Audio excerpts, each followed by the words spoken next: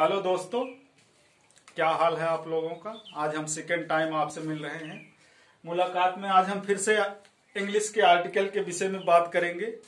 कल जो हमारा वीडियो आया था वो फर्स्ट था, जिसमें हम लोगों ने प्रैक्टिकल किया था। बस सेकेंड में आज हम थोड़ी सी जानकारी आपको देना चाहेंगे आर्टिकल के विषय में कि आर्टिकल का यूज हम कैसे करते हैं।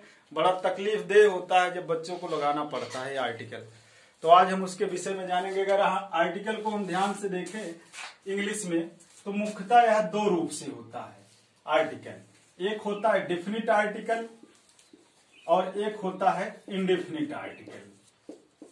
डेफिनिट आर्टिकल वह आर्टिकल होता है जिसमें केवल और केवल द आता है, और इंडेफिनिट आर्टिकल वह आर्टिकल होता है जिसमें ए और एन आते हैं। तो आज हम आपको केवल इंडेफिनिट आर्टिकल पढ़ाएंगे, जिसमें आपको हम ए और एन लगाना सिखाएंगे। आप सभी लोग ध्यान से देखिएगा कि किस तरह से हम किसी भी आर्टिकल को 100% सही कर सकते हैं किसी भी एग्जाम में। इंडेफिनिट आर्टिकल जहां ए और एन लगाने की बात आती है, कोई भी शब्द दिया जाता है, जैसे हमारे पास एक शब्द आता है प्यारा सा यूनिट। अगर आप यूनिट को देखें तो यहां पर यू लिखा हुआ है, जो कि एक स्वर होता है, इंग्लिश का स्वर शब्द होता है। लेकिन अगर हम स्वर के हिसाब से लगाएं तो हमें पढ़ाया जाता है बचपन से कि हमारे पास इंग्लिश में 5 स्वर होते हैं, ए, ई, आई, ओ, यू, और इनके साथ बताया जाता है कि हमेशा एन का यूज किया जाता है। अगर हम इनके हिसाब से लगाएं तो यहाँ यूनिट के साथ एन यूनिट का प्रयोग होगा, जो कि एकदम गलत है।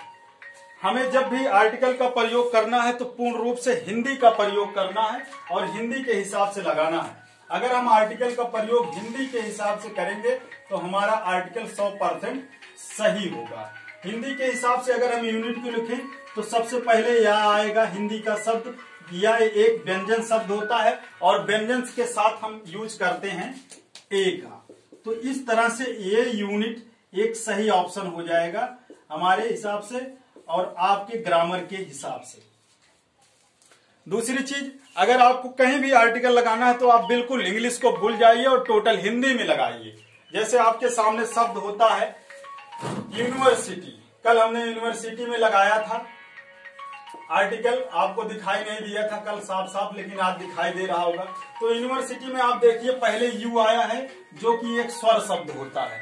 लेकिन हम स्वर के साथ अगर हिंदी अंग्रेजी के हिसाब से लगाएंगे तो एन आएगा, लेकिन एन यूनिवर्सिटी हमारा एकदम गलत होता है। जबकि यूनिवर्सिटी को लिखे तो पहले या आता है, और यह एक व्यंजन शब्द होता है, और व्यंजन के साथ हम हमेशा ए का यूज करते हैं।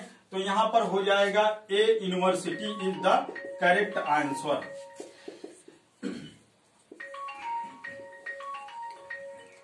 थैंक यू दोस्तों आपके लिए। ये कितना क्लियर का हुआ है।